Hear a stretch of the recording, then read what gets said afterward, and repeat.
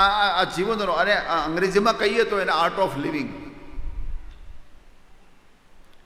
પોતાના જીવન જીવવાની કળા વ્યક્તિની પોતાની હોવી જોઈએ, અને એ પ્રમાણે વ્યક્તિએ જીવનને સંવારવું જોઈએ.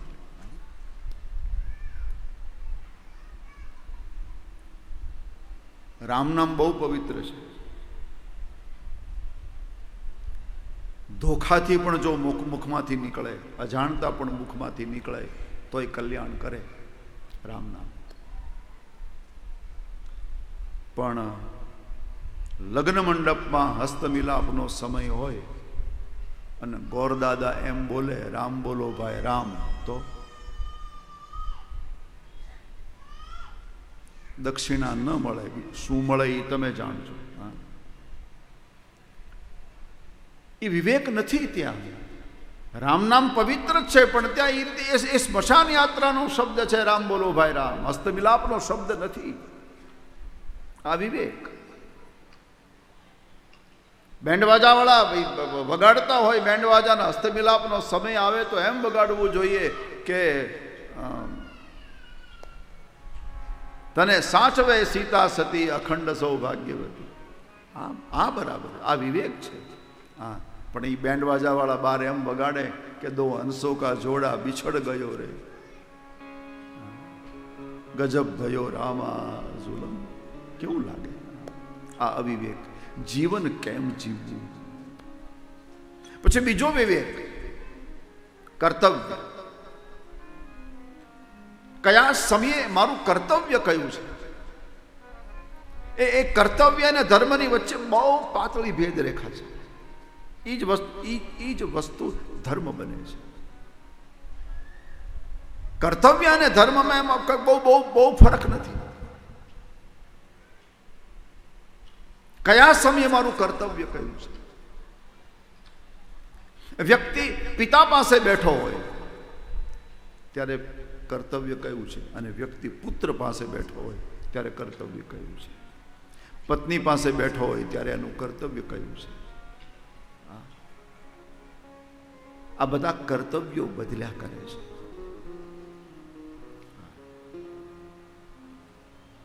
એટલા માટે સનાતન ધર્મમાં જડતા નથી, પ્રવાહ છે.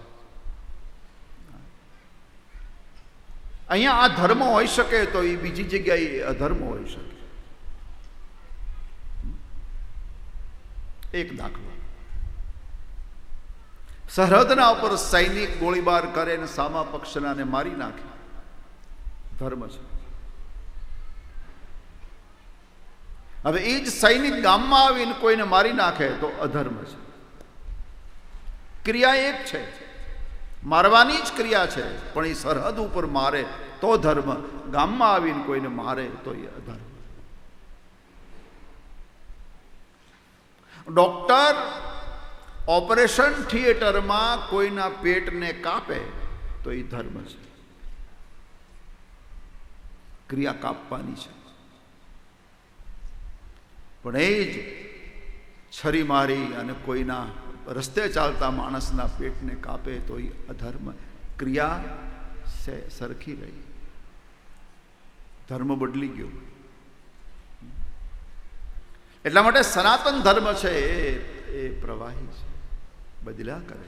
કયા સમયે કર્તવ્ય કયું એના ઉપર નક્કી થશે.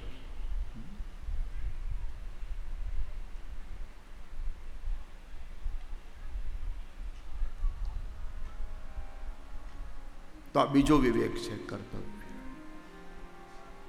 અને છેલ્લો વિવેક જે ભાગવતમાં આપ્યો છે, ભક્તિ જ્ઞાન વિરાગ આપતો.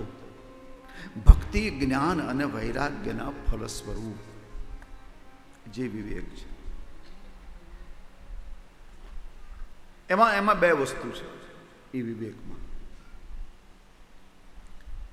માણસે પહેલો વિચાર એ કરવાનો, આ સંસારમાં મને મોકલ્યો કોણે? થોડુંક ધ્યાન આપજો.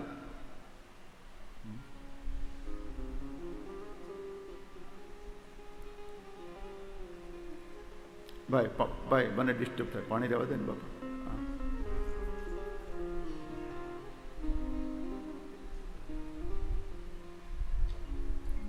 બે વસ્તુ. રોજ આંખ ઉઘડે ને વિચાર કરવો, મને આ સંસારમાં મોકલ્યો કોણે? એક વસ્તુ નક્કી છે,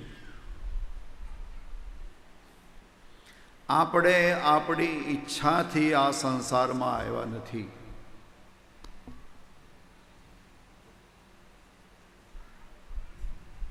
આપણને કોઈ મોકલ્યા છે.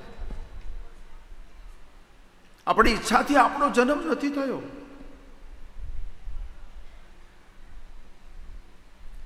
આપણને કોઈ મોકલ્યા છે. તો કોણે મોકલ્યા છે એ વિચારવું.